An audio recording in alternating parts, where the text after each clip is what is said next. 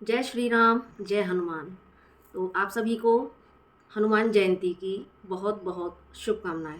हनुमान जयंती कहें या इसको हनुमान जी का जन्म उत्सव भी कह सकते हैं, क्योंकि चैत्र माह की पूर्णिमा तिथि को हनुमान जी का प्राकट्य हुआ था। तो अब ये भी एक मुद्दे की बात बन जाती है कि कोई इसको जयंती कहने से मना करते हैं कुछ, क्योंकि ये जन्मोत्सव है। तो मैं इस मुद्दे पर तो नहीं जाना चाहती, लेकिन हमारा जो मेन मोटिव है, हम यहाँ पर क्या कुछ मैसेजेस आपको देने आए हैं, तो हम सीधे उस पर बात करते हैं। तो कल बहुत ही पावन दिवस है। और क्योंकि कल हनुमान जी का प्राकट्य हुआ था, और क्योंकि ये कल मंगलवार को पड़ रहा है, तो ये और भी ज़्यादा पावरफुल हो रहा है। क्योंकि हनुमान जी का दिन, जो आप जानते हैं कि शनिवार और मंगलवार होते हैं, तो अगर इस दिन हनुमान जयंती पड़ जाती है तो ये और भी ज़्यादा पावरफुल हो जाती है। तो काफ़ी ज़्यादा एक अच्छा, एक स्ट्रॉन्ग संयोग कल बन रहा है। तो हमने सोचा क्यों ना हनुमान जी के ऊपर थोड़ा सा बात की जाए कि कैसे हम कल के दिन का यूटिलाइज़ कर सकते हैं, कैसे हनुमान जी को मना सकते हैं, कैसे अपनी विशेष को पूरा कर सकते हैं। तो इस पर हम बात करेंगे। और तो स्टार्ट करते हैं कि कैसे कल हम क्या कुछ कर सकते हैं, कुछ करके हम हनुमान जी को कैसे मना सकते हैं। तो कल पूर्णिमा है, और कल सुबह 3 बज के कुछ मिनट से पूर्णिमा तिथि स्टार्ट हो जाएगी, और पूरा दिन पूर्णिमा रहेगी। हनुमान जी की जयंती का पूरा दिन रहेगा। तो हम पूरा दिन हनुमान जी को मना सकते हैं।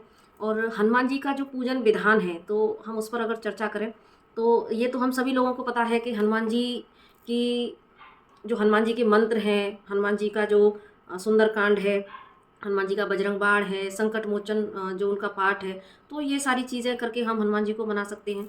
और बाकी और हम क्या कर सकते हैं, तो स्टेप बाय स्टेप हम बात करेंगे। तो हम क्या कर सकते हैं कि हम सबसे पहले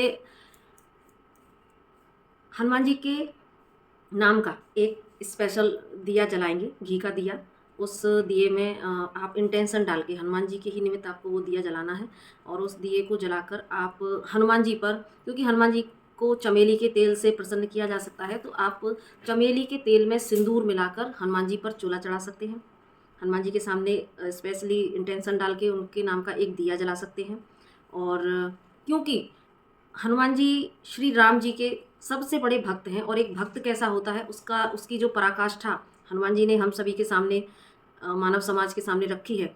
और इसीलिए कहते हैं ना कि एक उनका जो, उनको प्रसन्न करने का जो रास्ता है, उनके हृदय तक जो पहुंचने का रास्ता है, वो श्री राम से होकर जाता है। तो इसीलिए सबसे पहले श्री राम को प्रसन्न करना या श्री राम की पूजा अर्चना करना ना भूलें।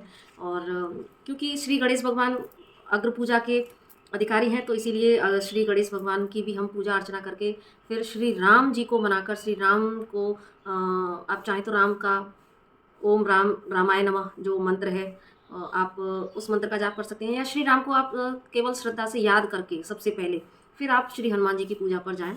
और एक चीज़ और के साथ में, क्योंकि हनुमान जी रुद्र अवतार हैं, शंकर भगवान के अवतार उनको माना जाता है, तो यहाँ पर शंकर भगवान को भी आप उनकी भी पूजा करना ना भूलें साथ में। तो ये सब आपको थोड़ी छोटी छोटी बातों का ध्यान रखना है, क्योंकि आप और इनको साथ में लेके चलेंगे तो हनुमान जी आपसे डेफिनेटली और भी ज़्यादा खुश होंगे।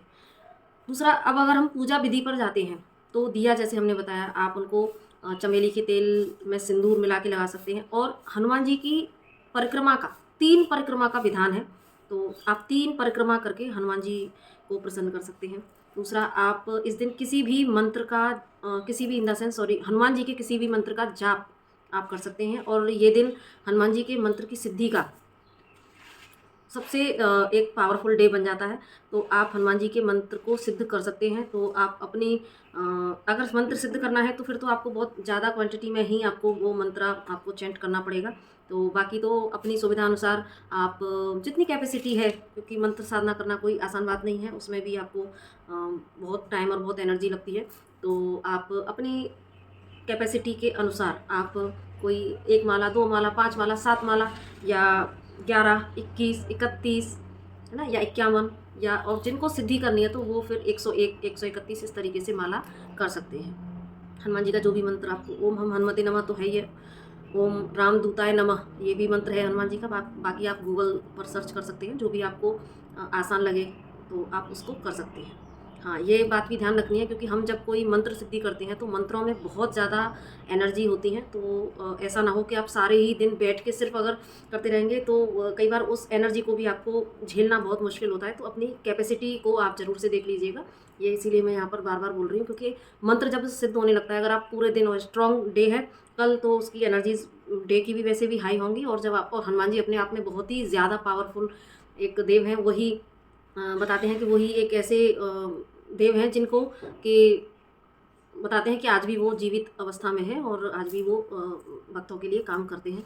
तो यहाँ पर इसीलिए जब भी आप मंत्र साधना करें तो अपनी कैपेसिटी देखकर, क्योंकि जब बहुत ज़्यादा क्वांटिटी में आप मंत्रा करेंगे तो वो एनर्जीज आपको अपने बॉडी में फील करना, उसको बियर करना थोड़ा सा मुश्किल हो सकता है। तो अपनी कैपेसिटी के हिसाब से करना है, ठीक है। बाकी जो बजरंग बाण है, संकट मोचन, हनुमान जी का जो पाठ है, सुंदरकांड का पाठ है, वो सारी चीज़ें तो आप कर सकते हैं और आप करेंगे ही, मुझे पता है। दूसरा, हनुमान जी को लाल और पीले कलर के फूल पसंद हैं, तो आप उनको ये पुष्प अर्पित कर सकते हैं। उनके भोग में आपको पता है कि उनको चूरमा का लड्डू बहुत पसंद है, तो आप उनको बूंदी का लड्डू भी चढ़ा सकते हैं। साथ में आप उनको अगर चाहें तो अपने हाथों से बनाकर उनको जो चूरमा बनाया जाता है पूड़ी या पराठे का, उसमें घी और बूरा या गुड़ मिला के, गुड़ मिलाएंगे तो वो थोड़ा और ज़्यादा स्ट्रॉन्ग बन जाएगा। तो उसको मिला के आप उनका चूरमा के लड्डुओं का भोग लगा सकते हैं। शाम को आप उनको फलों का भोग लगा सकते हैं। सुबह, दोपहर, शाम तीनों टाइम आप उनको भोग अर्पित कर सकते हैं। उनके लिए सुबह शाम घी का दिया लगाकर उनके सामने पाठ कर सकते हैं, मंत्रा सिद्ध कर सकते हैं। और अपनी कोई भी विश इस दिन अगर आप चाहें तो एक लेटर हनुमान जी को आप लिख सकते हैं, जिसमें कि आप अपनी कोई भी विश, वो एक भी हो सकती है, 1 से 3 विश भी, और क्योंकि कम से कम अगर विश की लिस्ट ईश्वर तक जाएगी तो वो थोड़ा ज़्यादा आसान रहेगा। तो इसीलिए आप 1 से 3 विश तक या 5 विश तक हनुमान जी के, या कोई भी आपकी प्रॉब्लम हो लाइफ की, तो आप हनुमान जी को बहुत ही प्यार से, श्रद्धा भाव से एक लेटर लिख सकते हैं और हनुमान जी की मूर्ति के नीचे आप उसको रख सकते हैं और फोल्ड करके। तो कुछ दिन रखा रहने दें, और बाकी फिर आप कभी किसी मंगलवार या शनिवार को निकाल के आप उसको किसी गार्डन में डाल सकते हैं, मिट्टी के नीचे। दूसरा, आप हनुमान जी को पान अर्पित ज़रूर करें, और उस पान में आप, जैसे पान कैसे बनाया जाता है, तो उस पान को आप घर पर ही तैयार कर सकते हैं। उस पान में आप लौंग और जो मीठा उसमें डाला जाता है गुलाब की पंखुड़ियों का, तो वो सारी चीज़ें आप डाल के और एक पान बनाकर फिर आप उसको कवर करके, और लौंग से, जैसे कैसे जो दौने पत्तल वगैरह होते हैं ना, उसमें कैसे सीख से उसको सिलाई जैसे की जाती है, तो उसी तरीके से आप जब पान को फोल्ड करेंगे तो उस पान में आप लौंग से उसको कवर कर सकते हैं। लौंग में जो नुकीला हिस्सा होता है उससे आप 2 या 4 लौंग लेके आप उसको कवर करके और हनुमान जी के सामने आप अर्पित कर सकते हैं। उसको भी कुछ दिन रखा रहने दें, एटलीस्ट सैटरडे तक आप रख सकते हैं। और क्या कर सकते हैं, और हाँ, और आप कर सकते हैं कि अशोक के जो पत्ते होते हैं, उन अशोक के पत्ते या 11 की मात्रा में, 21 या 31, 51 इतनी मात्रा में लेकर सिंदूर से आप उस पर श्री राम लिखकर, हर पत्ते पर आप श्री राम लिखें, और उसकी आप कलावे में एक माला बनाकर फिर श्री हनुमान जी पर आप अर्पित करें। और उसके बाद में आप 3 परिक्रमा लगाकर और हनुमान जी से अपनी विशेष मांग सकते हैं। और यकीन मानिए, कल का दिन आप जितनी श्रद्धा भाव से, जैसे भी आपसे बन पड़ता है, अगर आप हनुमान जी को मनाएंगे इन सारी विधियों से जो अभी हमने की, तो अपनी अपनी सहूलियत के हिसाब से आप चीज़ें कर सकते हैं। जिनको मंत्र सिद्धि करनी है मंत्र सिद्धि कर सकते हैं, जिनको ये सारे पाठ करने हैं पाठ कर सकते हैं। चोला चढ़ाकर, हनुमान जी के नाम का स्पेशली दिया जलाकर, पान की रिचुअल कर कर, दूसरा ये अशोक के पत्तों की माला चढ़ाकर श्री राम लिखकर, साथ में श्री राम जी और हनुमान जी की पूजा कर कर, तो आप हनुमान जी को बहुत मैंने क्या बोला था, राम जी और शंकर भगवान की, क्योंकि मुझे याद नहीं मैंने क्या बोला, एकदम से स्किप हो गया।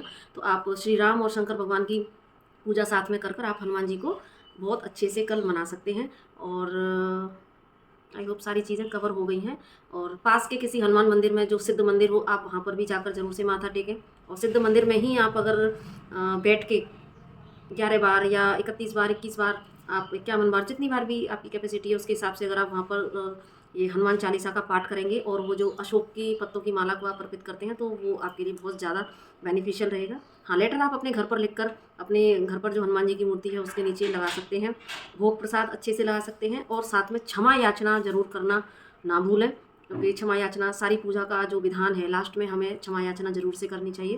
तो वो सब करके आप और किसी का जो प्राकट्य उत्सव है हम कैसे मनाते हैं, भजन कीर्तन करके हम गाना गाते हैं ना, तो उसी तरीके से आप इस दिन को कितना अच्छे से सेलिब्रेट कर सकते हैं। तो उसी तरीके से, उसी भाव से, और आप हनुमान जी के लिए सारी चीज़ें कर सकते हैं। हनुमान जी के सामने बैठ के कुछ 2-4 भजन कीर्तन ये सारी चीज़ें करके आप हनुमान जी को बहुत अच्छे से मना सकते हैं।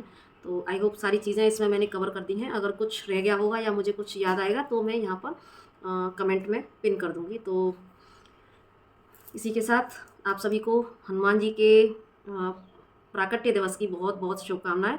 हनुमान जी की कृपा आप सभी पर बनी रहे, श्री राम की कृपा आप सभी पर बनी रहे। इसी के साथ जय श्री राम, जय हनुमान। और हाँ, एक चीज़ मुझे अभी अभी याद आ गई कि जो हनुमान जी का रेड कलर का जो फ्लैग होता है, त्रिकोण, है ना, तो वो त्रिकोण का फ्लैग वो आप ज़रूर से चढ़ाएं किसी हनुमान मंदिर पर। आप रेड जो त्रिकोण का फ्लैग होता है उसको आप विद इंटेंशन भी कर सकते हैं, आप ज़रूर से चढ़ाएं और उसको कम से कम, वहाँ आप पुजारी से कह सकते हैं कि इसको कम से कम 43 डेज़ तक उसको लगा रहने दें। ठीक है, तो ये मुझे चलते चलते याद आ गई। तो फिर से जय श्री राम, जय हनुमान।